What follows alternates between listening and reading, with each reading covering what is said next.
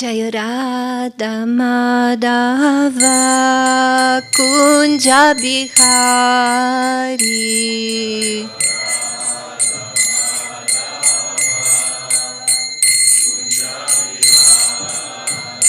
Jaya Radha Madhava Kunja Bihari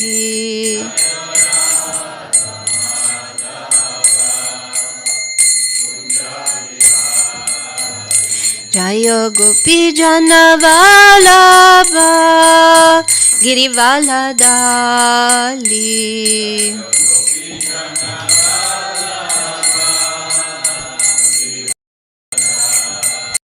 Yashoda Dana Vrajaranjana Vanachari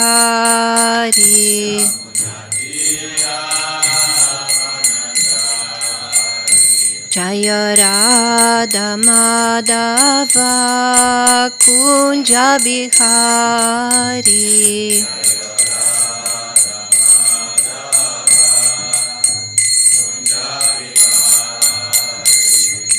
Hare Krishna Hare Krishna Krishna Krishna Hare Hare Hare Rama Hare Rama Rama Rama Hare Hare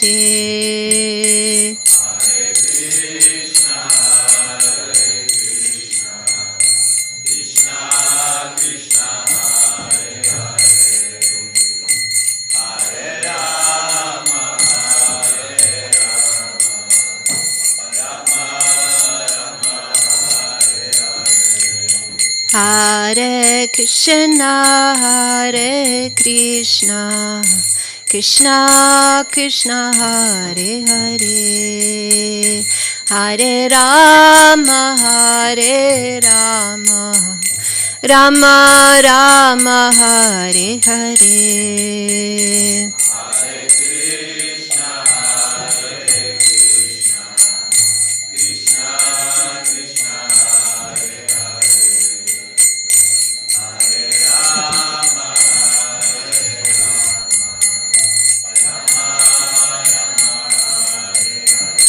Hare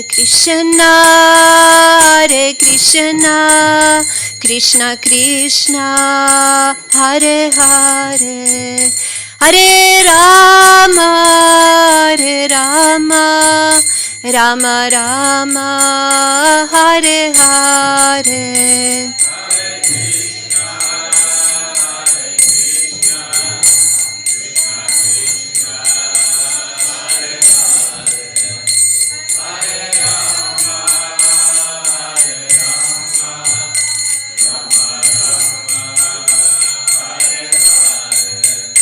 Jaya Prabhupada Jaya Prabhupada Jaya Prabhupada Srila Prabhupada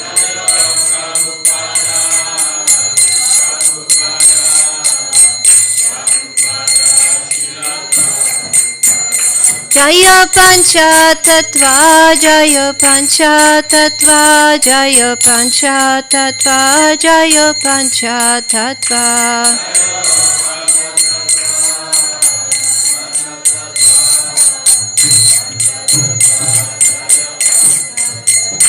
Jaya Gauranita Jaya Gauranita Jaya Gauranita Jaya Gauranita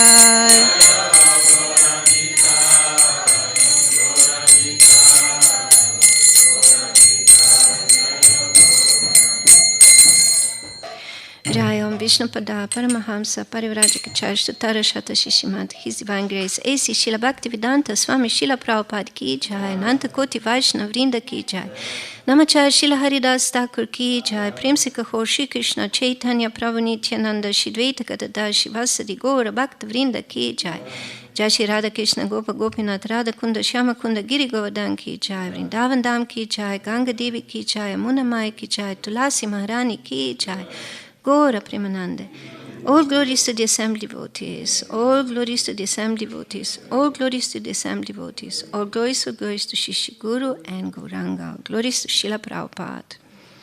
Vishnu Padaya Krishna Vishnu Padaya Shmati Vishnu Santina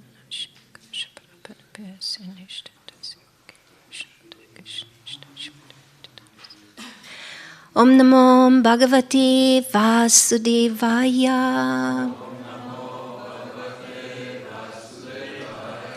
Om Namo Bhagavate Vasudevaya. Om Namo Bhagavate Vasudevaya.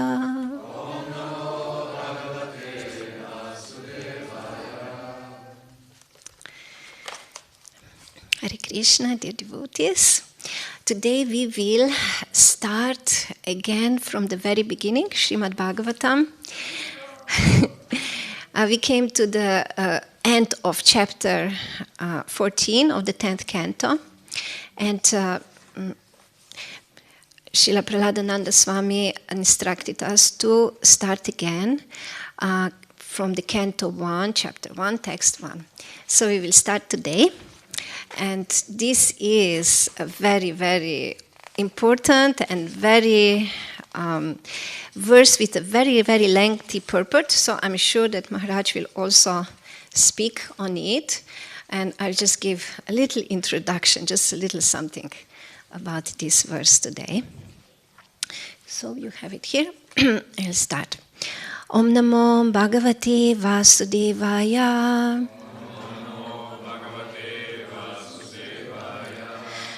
Janmadyasya yaton mayati taratash charte shapikyak swarat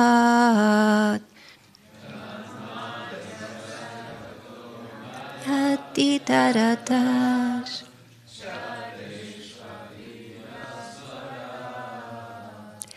Tene Brahma Hridaya Dikavaye Muyanti Atsuraya.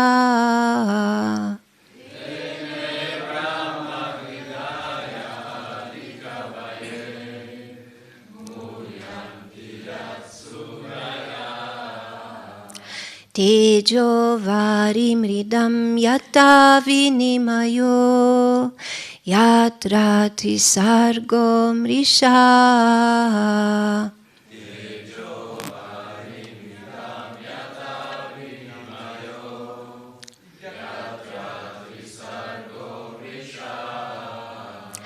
Damna svena sada nirasta kuhakam satyam param dimahi. Damna svena sada nirasta kuhakam satyam param dimahi. So if somebody wants to chant Vaishnavas.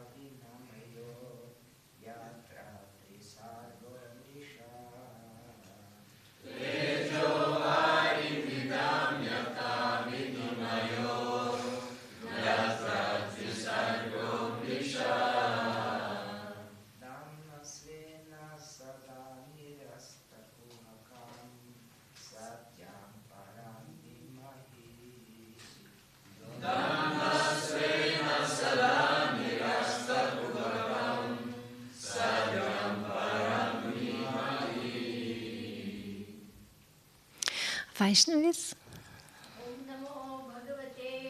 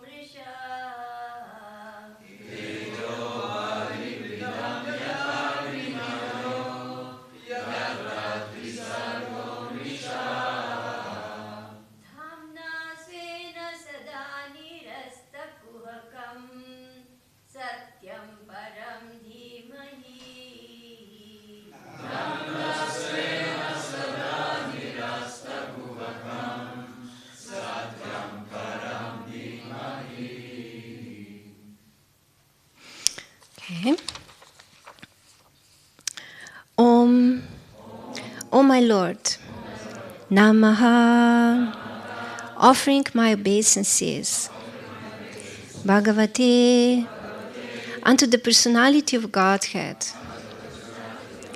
Vasudevaya, unto Vasudeva, the son of Vasudeva, or Lord Shri Krishna, the primeval Lord. Janma Adi, creation, sustenance, and destruction. Asya, of the manifested universes. Yataha, from whom? Anvayat, directly. Ittarata, indirectly. Cha, and. Arteshu, purposes. Abhigyaha, fully cognizant. Svarat, fully independent. Tene, imparted. Brahma, the Vedic knowledge. Hrida, consciousness of the heart. Yaha, one who. Adikavaye, unto the original created being. Muhyanti, are illusioned. Yat, about whom? Surayaha, great sages and demigods. Tejaha, fire. Vari, water. Mridam, earth. Yata, as much as. Vinimayaha, action and reaction. Yatra, whereupon.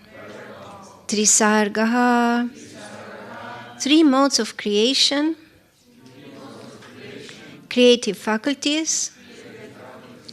Amrisha, almost factual. Dhamna, along with all transcendental paraphernalia. Svena, self-sufficiently. Sada, always. Nirasta, negation by absence. Kuhakam, illusion. Satyam, truth. Param, absolute. Dhimahi, I do meditate upon. Translation. O my Lord Shri Krishna, son of Vasudeva, O all-pervading personality of Godhead, I offer my respectful obeisances unto you. I meditate upon Lord Shri Krishna because he is the absolute truth and the primeval cause of all causes of the creation, sustenance, and destruction of the manifested universes. He is directly and indirectly conscious of all manifestations, and he is independent because there is no other cause beyond him. It is he only who first imparted the Vedic knowledge unto the heart of Brahmaji, the original living being. By him, even the great sages and demigods are placed into illusion, as one is bewildered by the illusory representations of water seen in fire or land seen on water. Only because of him do the material universes, temporarily manifested by the reactions of the three modes of nature, appear factual, although they are unreal. I therefore meditate upon him, Lord Shri Krishna, who is eternally existent in the transcendental abode, which is forever free from the illusory representations of the material world. I meditate upon him, for he is the absolute truth.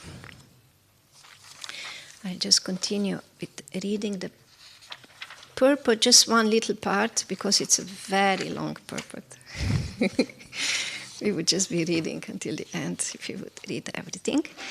So, purport: by His Divine Grace, A.C. Srila Bhaktivedanta Swami Srila Prabhupada. Obeisances unto the personality of Godhead Vasudeva directly indicate Lord Sri Krishna, who is the divine son of Vasudeva and Devaki. This fact will be more explicitly explained in the text of this work. Shri Vyasadeva asserts herein that Sri Krishna is the original personality of Godhead, and all others are his direct or indirect plenary portions or portions of the portion. Srila Jiva Goswami has even more explicitly explained the subject matter in his Krishna Sandarbha. And Brahma, the original living being, has explained the subject of Sri Krishna substantially in his treatise named Brahma Samhita. In the Samaveda Upanishad, it is also stated that Lord Sri Krishna is the divine son of Devaki. Therefore, in this prayer, the first proposition holds that Lord Sri Krishna is the primeval Lord, and if any transcendental nomenclature is to be understood as belonging to the absolute personality of Godhead, it must be the name indicated by the word Krishna, which means the all-attractive. In Bhagavad Gita, in many places, the Lord asserts himself to be the original personality of Godhead. And this is confirmed by Arjuna, and also by great sages like Narada, Vyas, and many others. In the Padma Purana, it is also stated that out of the innumerable names of the Lord, the name of Krishna is the principal one. Vasudeva indicates the plenary portion of the personality of Godhead, and all the different forms of the Lord, being identical with Vasudeva, are indicated in this text. The name Vasudeva particularly indicates the divine son of Vasudeva and Devaki. Shri Krishna is always meditated upon by the Paramahamsas, who are the perfected ones among those in the renounced order of life. Okay, I'll just read 2 more paragraphs. Vasudeva, or Lord Sri Krishna, is the cause of all causes. Everything that exists emanates from the Lord. How this is so is explained in later chapters of this work. This work is described by Mahaprabhu Sri Chaitanya as the spotless Purana because it contains the transcendental narration of the personality of Godhead, Sri Krishna. The history of the Srimad Bhagavatam is also very glorious. It was compiled by Sri Vyasadeva after he had attained maturity in transcendental knowledge. He wrote this under the instructions of Sri Naradaji, his spiritual master.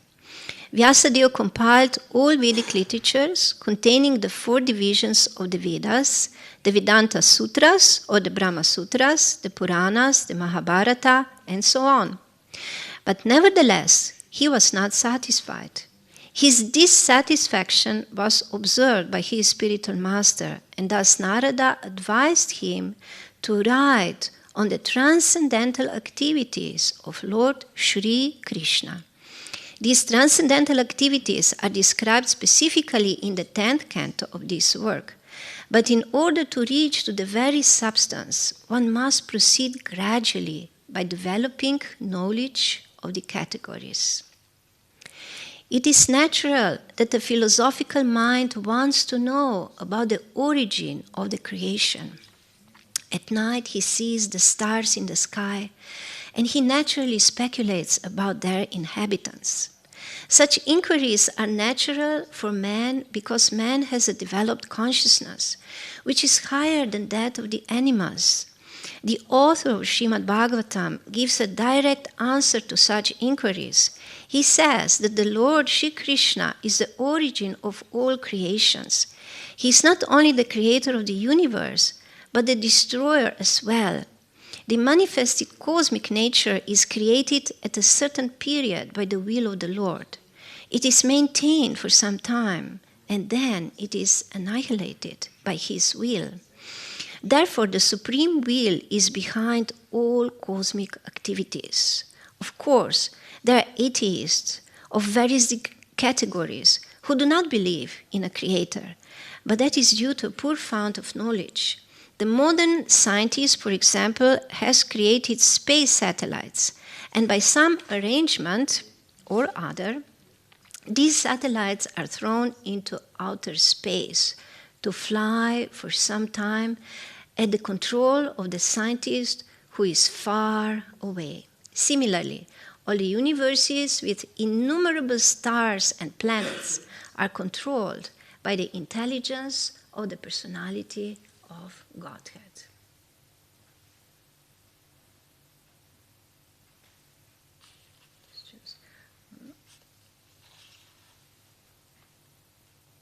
Okay, one more I will read. In Vedic literatures, it is said that the absolute truth, personality of Godhead, is the chief amongst all living personalities. All living beings, beginning from the first created being, Brahma, down to the smallest ant, are individual living beings. And above Brahma, there are even other living beings with individual capacities. And the personality of Godhead is also a similar living being. And as He is an individual, so are other living beings. But the Supreme Lord, or the Supreme Living Being, has the greatest intelligence, and He possesses supermost inconceivable energies of all different varieties. If a man's brain can produce a space satellite, one can very easily imagine how brains higher than man can produce similarly wonderful things which are far superior. The reasonable person who easily accepts this argument, will easily accept this argument, but there are stubborn atheists who would never agree. Srila Vyasadeva, however, at once accepts the Supreme Intelligence as the Parameshvara. He offers his respectful obeisances unto the Supreme Intelligence, addressed as the Para, or the Parameshvara, or the Supreme Personality of Godhead. And that Parameshvara is Shri Krishna, as admitted in Bhagavad Gita and other scriptures delivered by Sri Vyasadeva, and specifically in the Srimad Bhagavatam. In Bhagavad Gita, the Lord says that there is no other Paratattva, Samam Bonam, than Himself. Therefore, Sri Vyasadeva at once worships the Paratattva Shri Krishna, whose transcendental activities are described in the 10th canto. Okay, so we'll stop here.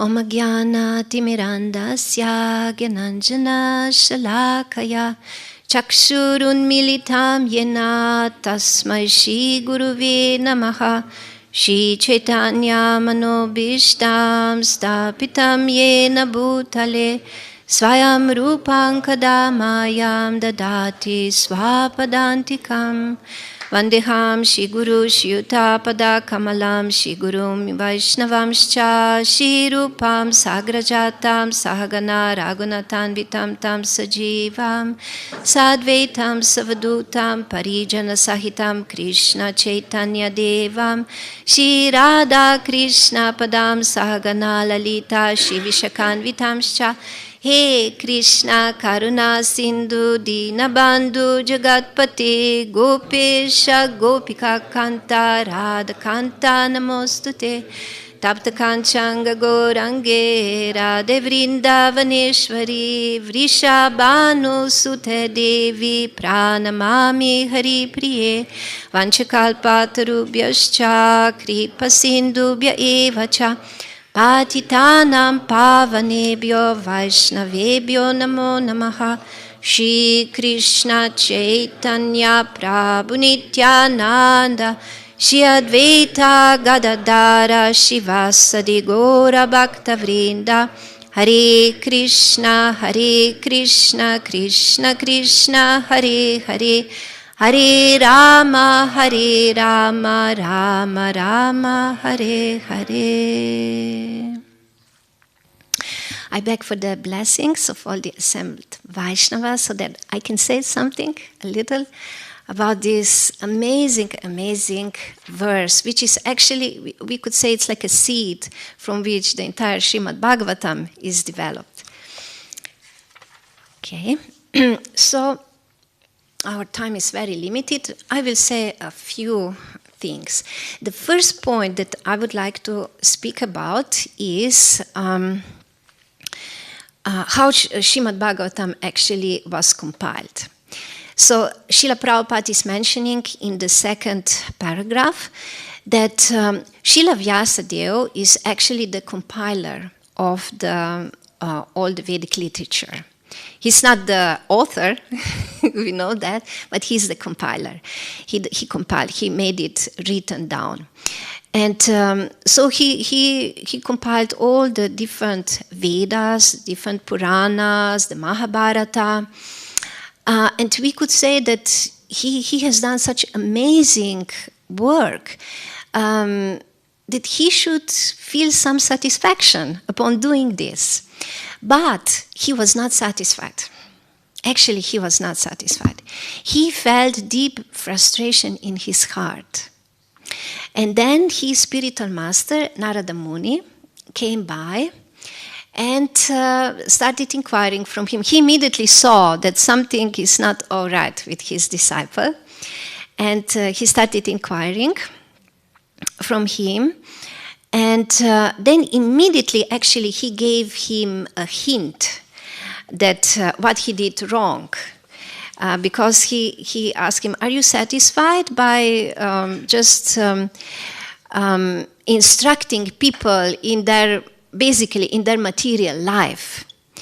Because in all this literature that Srila Vyasadeva compiled, there was no direct mention of pure devotional service to the Lord.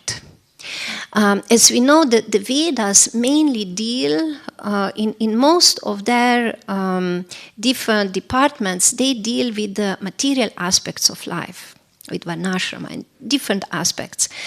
There are Upanishads, they do have some spiritual knowledge, but it's not so specific. It's very hidden. Like, for example, we have Sri Ishopanishad, which is main Ishopanishad.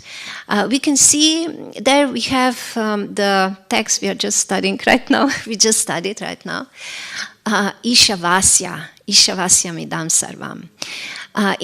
And this verse is actually giving a very important principle, and within it, it's hidden, even devotional service. Actually, pure devotional service is hidden within this verse, but it's hidden. It's not openly proclaimed.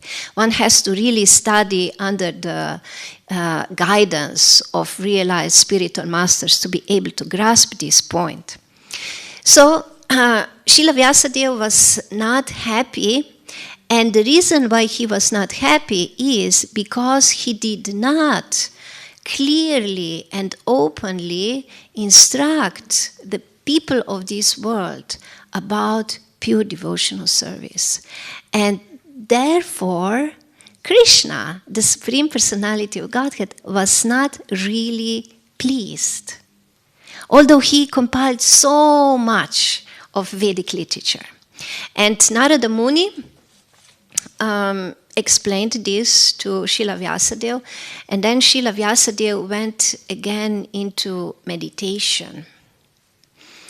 And in this meditation, he could see the Supreme Lord, and he could see in his on his backside, he could see the living entities who were in his shadow. And he understood the Supreme Lord, he is the light, he is the knowledge, and his shadow is his external energy. And the living entities, the jivas in this material world, are all within that shadow of the external energy, and they are suffering there. They are suffering great miseries in this material world.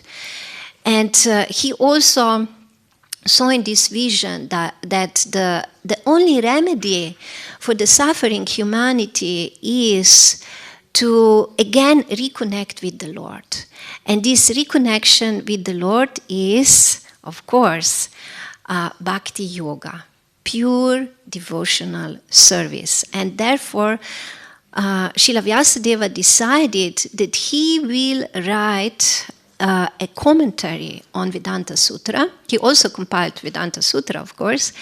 A commentary on Vedanta Sutra in which he will very clearly explain this point about the Supreme Lord Sri Krishna, about his devotees, and about pure devotional service. And this commentary is Srimad Bhagavatam. And this is how the Srimad Bhagavatam was compiled, because of this decision of Srila Vyasadeva. And now I would like to go to a few points. There are actually 9 parts of this verse, and each of them is so deep that we could have at least one class on each of these points. And besides that, there are 5 layers of this verse, so we could explain everything in 5 different ways, each of these 9 different points. So we can see how deep this verse is. But we have to start somewhere, so we will start with 1 or 2 points. And I will. So the first point that I wanted to speak a little more about is just the first main point. The main point of this verse is, of course, it is we could say the definition of the Supreme Absolute Truth. This verse defines the Supreme Absolute Truth, and this is Lord Sri Krishna. And at the end, we have in the beginning, we have Om Namo Bhagavate Vasudevaya, torej priklanjam se njemu, ki je sin Vasudeva, in na koncu, and at the end, sorry, okay, I said something in Slovenian, right? Okay, at the beginning we have Om Namo Bhagavate Vasudevaya, which means I offer my obeisances to Vasudeva, son of the Vasudeva. And at the end we have Satyam Param Dhimahi. Satyam Param Dhimahi means to meditate. I meditate on him who is Satyam Param, the absolute truth. Shishi Panchatattva ki jai. Shishi Gornitai ki jai. So, in this verse, we can see that we should meditate on the Supreme Absolute Truth. This is an extremely important point, and I would just like to go a little bit down. When we are chanting Hare Krišna Maha Mantra, what are we doing?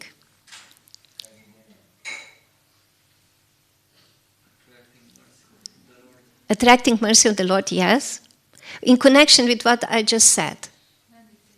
We are meditating.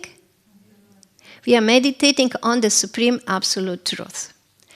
So to chant Hare Krišna Maha Mantra means to meditate on the Supreme Absolute Truth, which is indicated here, that we should do that. We should meditate on the Supreme Absolute Truth.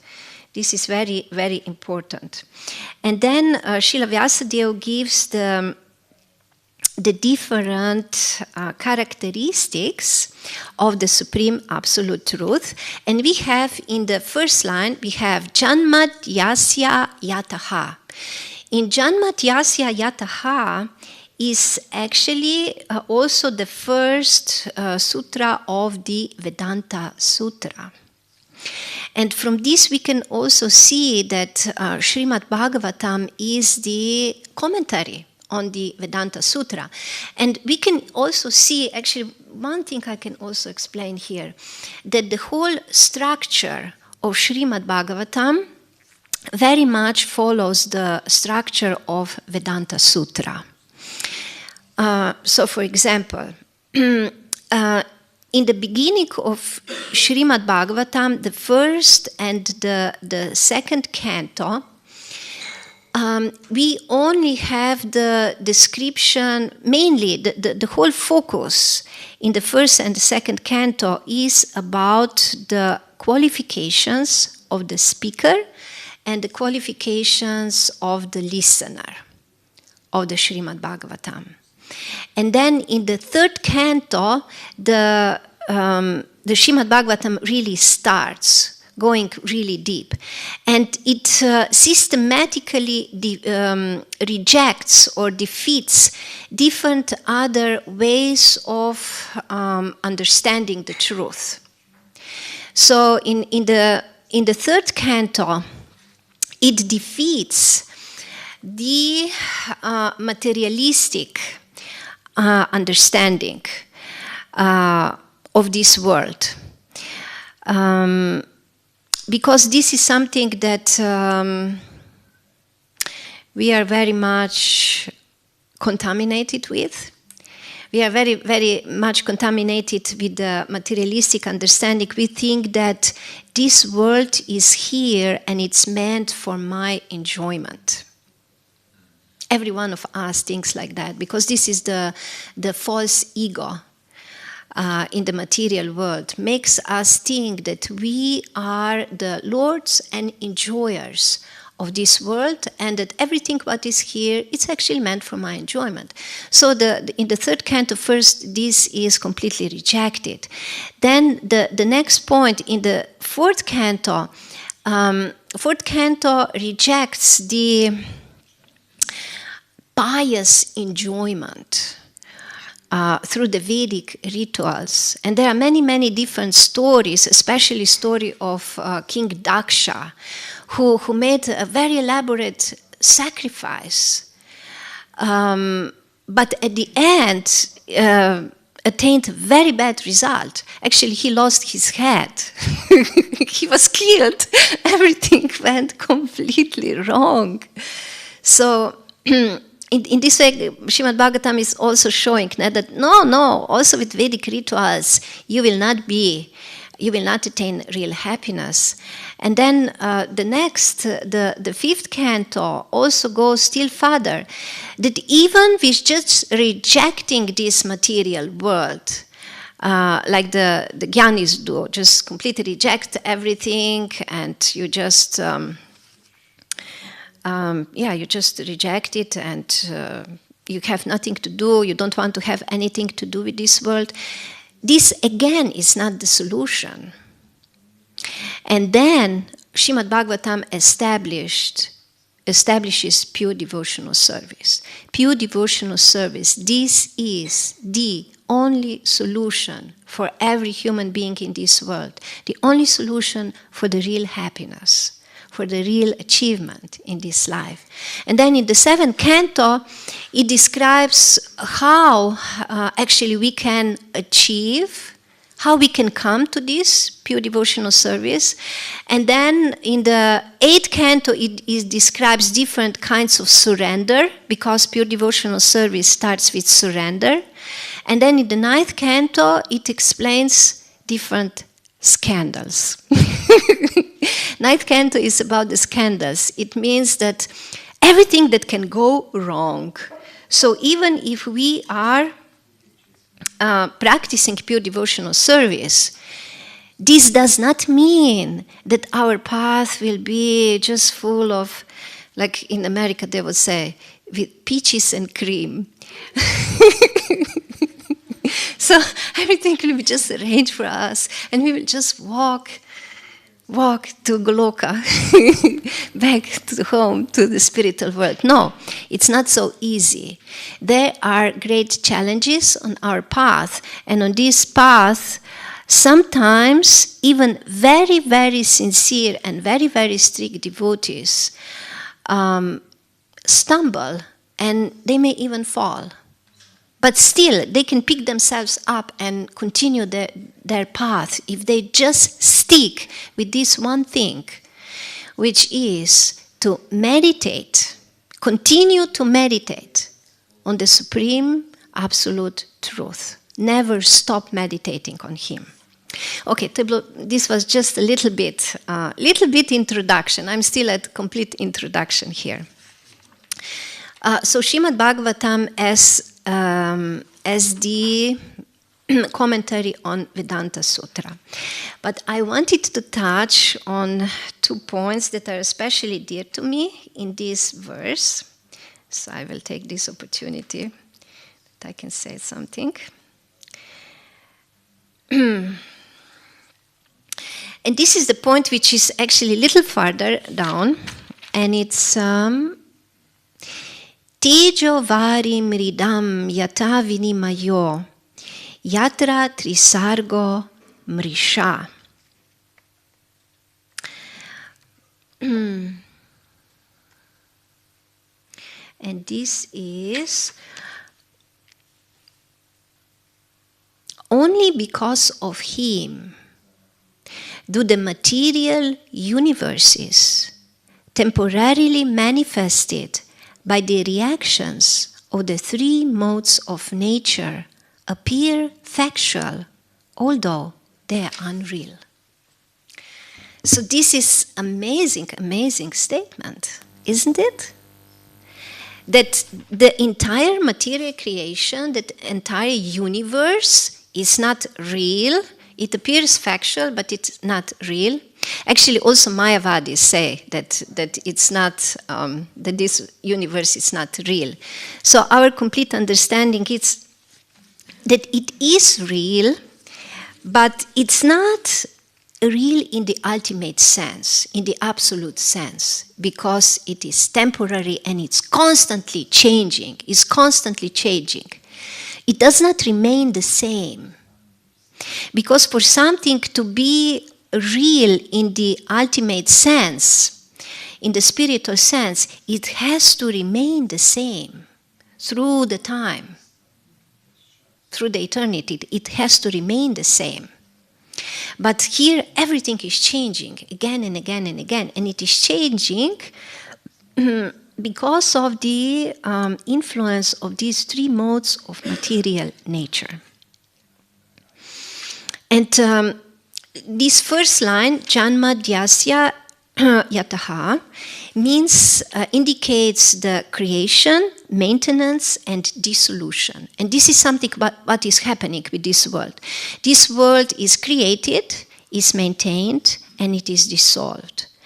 And the very important point that it is described in Srimad Bhagavatam again and again and again is that the Supreme Lord is at every stage of the creation, maintenance, and dissolution. When this world is created, it's not like our scientists are teaching us. There was a big bang, a huge explosion, complete chaos, and then all of a sudden everything was so orderly and nice planets were there, and with everything what is needed for the survival of the living entities. No. Srimad Bhagavatam explains that from the very beginning there was the Lord, and the Lord sent His energy. And at every step of the development, when the first all the elements were created, and at every step there was the Lord who again sent the impulse. He sent his energy for the next phase of the creation. So this, although I know when I'm speaking it now and when you're listening to me, it sounds a little boring, isn't it? Like technical. Oh, this is not so interesting. But our acharyas recommend us that we listen again and again and again to the process of creation, and then also to the process of dissolution. What do you think why? Any idea? We forget all the time. Yes, that's one point, but there is one essential point. Non-permanent nature of reality. Yes, because of the non-permanent nature of this world. Because we are so attached. We are so attached to this world. And we are so convinced that this world is here for me, so that I can enjoy. But when we hear again and again and again that actually this world, it's not mine. It belongs to Krishna. It belongs to the Supreme Personality of Godhead. And since it belongs to Him, it's actually meant for Him, for His enjoyment. Not mine, for His enjoyment. If we are able to just grasp this point, then we had made a huge, huge advancement on our spiritual path. Just this little point. It's not actually a little point, it's a huge point. It's a huge point. So this is why it's important for us to listen about this again and again and again. Okay, so this was one point that I wanted to present, just very shortly introduce, basically. And another point that I wanted to say something is, when Srila Prabhupada speaks about this intelligence, and how the Lord is actually the supreme intelligence, and He has the greatest intelligence. Here the line says, this is missing, I think it's the second line, yes. Tene Brahma Hridaya Adi Kavaye Muyanti Yat Surayaha. And this means that it is He only who imparted knowledge to Lord Brahma, while even the great sages are completely bewildered. So this is some extremely important point for us too. What does this mean? It actually means that all real knowledge comes from the Lord. And of course, He is explaining this also in Bhagavad Gita. Sarvasya hridi sanivishto matah smritir jnanam apohanam cha. So from me come intelligence, knowledge, and forgetfulness. It is only from Him. And when Brahma, as a first living entity in this universe, was completely bewildered. And actually, I can tell you here also just a little bit, a little story. What happened before Lord Brahma got the knowledge from within the heart from the Lord? When Brahma was born on the lotus flower, which sprouted from the abdomen of Lord Vishnu, the Garbhodakashaya Vishnu, who lies in the Garbhodaka ocean of this universe, Lord Brahma was in the beginning completely bewildered. He didn't understand anything. He didn't understand, who am I? What is this? Where am I? What am I supposed to do? Where is my origin? Where did I come from? Why did I appear? And so, first he decided that he will try to find out by himself. So he went down the lotus stem. He climbed down the lotus stem. And he was climbing, but he could not reach the point where the stem sprouted from the from the Lord. He could not reach that point. And he was just getting more and more and more bewildered. And at the end, he recognized, I am helpless. I am actually helpless. I am not able to discover my origin by my own power, by my own endeavor. And at that point, he climbed up again on the lotus flower, and he was sitting there. And at that point, he heard just the two syllables. Thank you. The two syllables, tapa. And this means, this is tapa, it means austerity. And since Lord Brahma was extremely intelligent, he immediately understood what is this austerity. It means, do you know what it means? Guess what it means. Meditation on what? On the supreme absolute truth. So here we are. Here we are again at this very point. So he was instructed by Lord Vishnu to meditate on the supreme absolute truth. And you know what he actually meditated on? He actually meditated on Hare Krišna mantra. It's revealed by the acharyas. He was meditating on the Hare Krišna mantra. And he was meditating for, I think, for hundreds of his years, for a very, very, very, very long time. And then, what happened then? The Lord was pleased with him, and then the Lord revealed the knowledge within his heart. This is how he received knowledge. And this was the spiritual knowledge also. He understood everything. He understood who he is, why he is there, what is this world about, what is his duty, that he has to create all the universes and populate with all the living entities. And then he was able to perform his duty. So from this we can also learn a lot.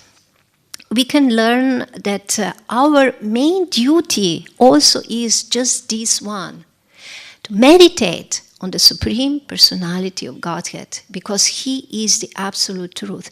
If we really meditate on the Hare Krišna mantra, really deeply meditate, everything will be revealed to us.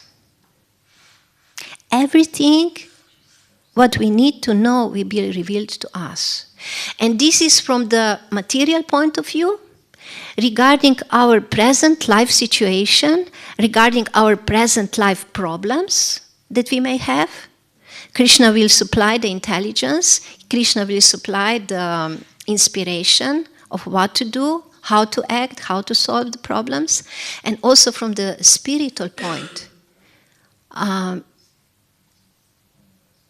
Hare Krišna mantra will reveal in due course of time, by the mercy of our Guru and the Vaishnavas, will reveal also our spiritual identity and the Supreme Lord and the whole spiritual reality. Everything will become manifested to us if we just continue this process of really meditating on Supreme Absolute Truth.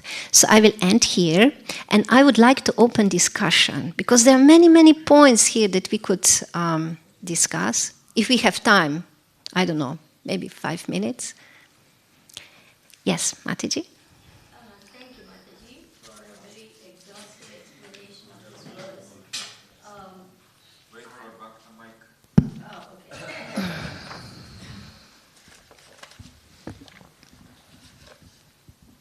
okay. Thank you for this very exhaustive explanation of this first part of this first verse.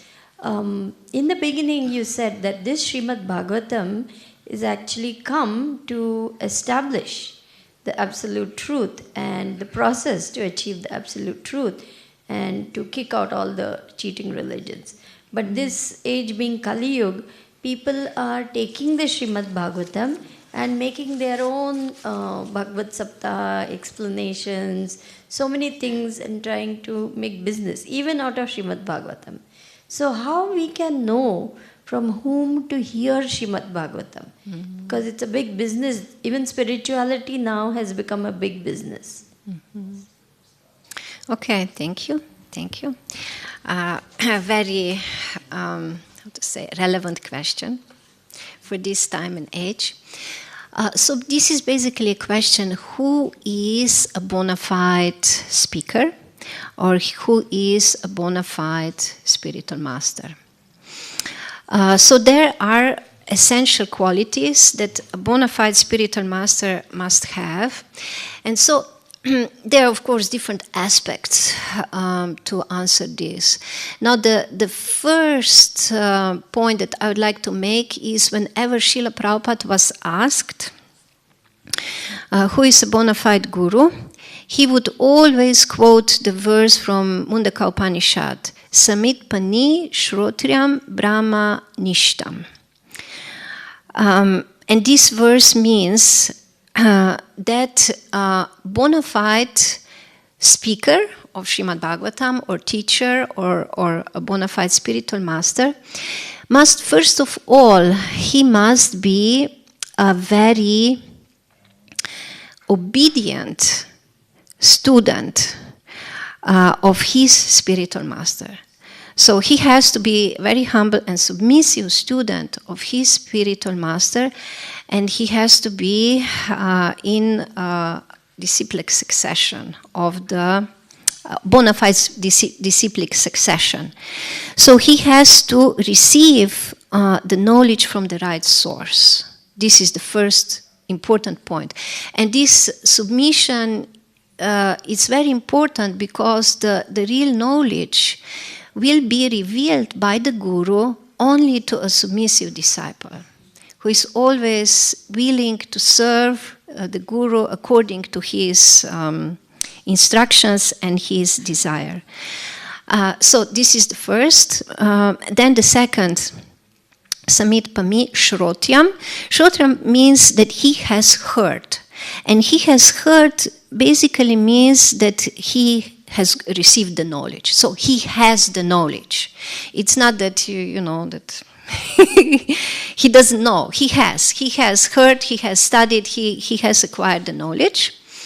And Brahma Nishtam means not only that he has theoretical knowledge, but he must be established in this knowledge, which means that he has to live his life according to this knowledge. Nishtam means nishta, he is fixed in this knowledge. And his Brahmanishtam means that he is absorbed in Brahman. On the basis of this knowledge, he is absorbed in Brahman and he is fixed in that. Such a person is really a bona fide spiritual master who can deliver knowledge to his disciple. So the same is also for Srimad Bhagavatam. So this is the ideal speaker, the real speaker.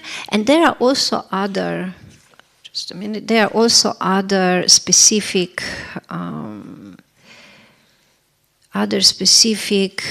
qualities that such a speaker must have. I'm just looking here for that verse. This is fourth chapter, just the first chapter. Canto 1, chapter 1. Just a minute. I'm just looking for that verse where it is this said.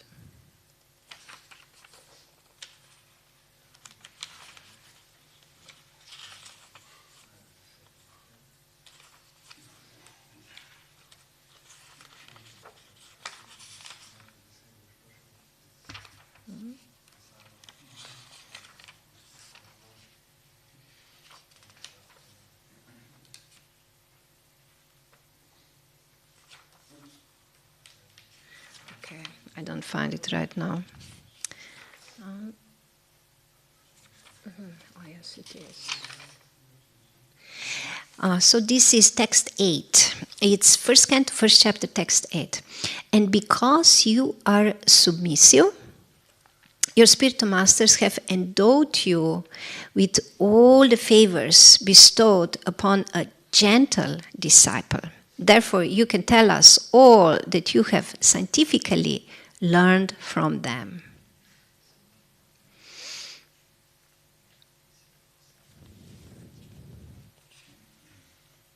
Okay, so something little. Is it satisfying? Okay, a little bit. Yes. Okay, 2 more questions.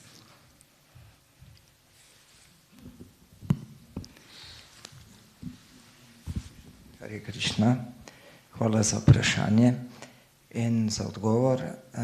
Tukaj se mi je samo utrnila ena misel, da resnično bona fide duhovni učitelj, ki lahko pripelje svojega učenca v duhovni svet, je para brahman, ne samo brahman. To sem jaz brahman, da je on realiziral para brahman, ki je Krishna. To je oseba Krishna. Zato, ker tukaj še vedno obstaja ta 2 opcije. Brahman je najvišji ali pa oseba je najvišji. So the spiritual master who can really deliver his student to the spiritual world is para Brahman, not just Brahman. This is what I figured out or what I meditated on. Yes, thank you. This is a very important point, yes, because as this verse is making a point, the Supreme Absolute Truth is a person. Yes. Thank you. This addition. Nate, you had a question? Nitai Chandra, right? Navadvip Chandra. Okay. So thank you, Mataji, for inspiring lecture. Actually, just one thought came to my mind during the lecture, and how it's amazing that even personalities like Vyasadeva, such exalted personalities, even for them was not obvious that love for God is the one and only focus in life. So, and that what to speak about us, so that it is just a blessing of Shakti Avesha avatars and saintly persons that make so obvious to us that what we should do with our life.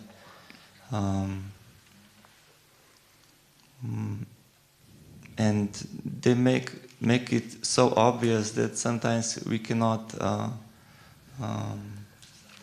Maybe at the beginning we see it as a great treasure, but after some time, then we again see it like, okay, yeah, we know this pure devotional service. We know that. So, yeah. So this was a comment? Yes. Thank you. Some of my thoughts. Some of your thoughts, yes. I would maybe just add here that Srila Vyasadeva, he's a very special personality. He's actually the incarnation of the Supreme Lord. So he's not like one of us, like a human being.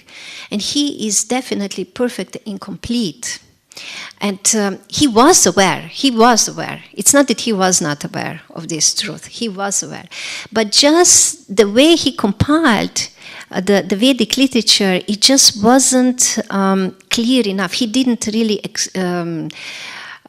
made the stress. He didn't make that point to be obvious how important that is. So because people in general, like most of us who have been born here, because we are materially attached, then as soon as there is a little bit of indication in the Vedas about, you can be happy in this world, just do this ritual and that ritual. So, and that can immediately bewilder such people, and then they forget everything about spiritual life. So here was the catch. That he didn't stress it, and he didn't like make it very clear. He didn't expose it like very much. So that was. But yes, your thoughts are very nice. It is so important for us to be reminded again and again, because we can see from this structure of Srimad Bhagavatam actually where we are. We can see, like for many of us, maybe we are still at the beginning. We still think this world is for me to enjoy. Yes, and so we have to work then on this point, that actually it's not our, and it's meant for Krishna, and somehow or other, if we can help Krishna to enjoy, then we can also enjoy through Krishna's enjoyment. So by serving him, we can enjoy, and this is the real joy, which Advaita Acharya is proclaiming, and enjoying such bliss. And one thing actually is really, when we are having this little discussion, for me it's so striking, this one point, because we would think that we are just little tiny living beings, and then we have the Supreme Absolute Truth who has many expansions, and they are all the Supreme Lords, so they are all God, but we are subordinate. So we would think, for us it's normal that we serve because we are tiny. But the Supreme Personalities of Godhead, all these expansions, they are all the Lords, they are all the enjoyers. Right? No. No. There is only one enjoyer. There is only one enjoyer. And this is the Supreme Absolute Truth, Sri Krishna. Only Sri Krishna. All other expansions of Krishna, they are serving him. They are serving him. That's amazing. They are also his servants, and they consider themselves to be his servants. And by serving him, they enjoy unlimited bliss. So this is amazing. Amazing to meditate about this. Thank you for your point. Okay, so we probably have to end now, unless there is some urgent question. No. Thank you very much for your patience. Rantaraj Srimad Bhagavatam ki jai, Srila Prabhupada ki jai.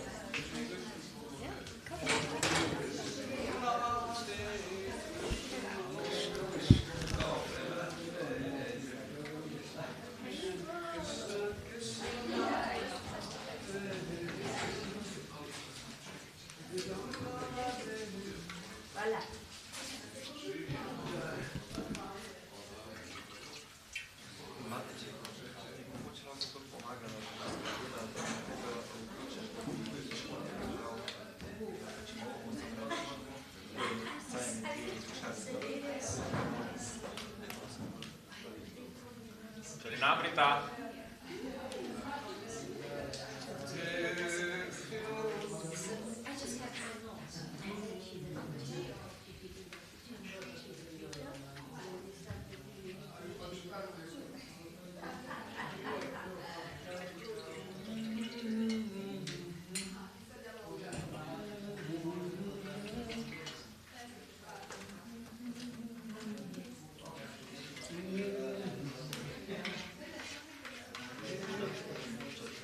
jaz tudi ne bi šans, da bomo zakali spol to Približno poskušamo.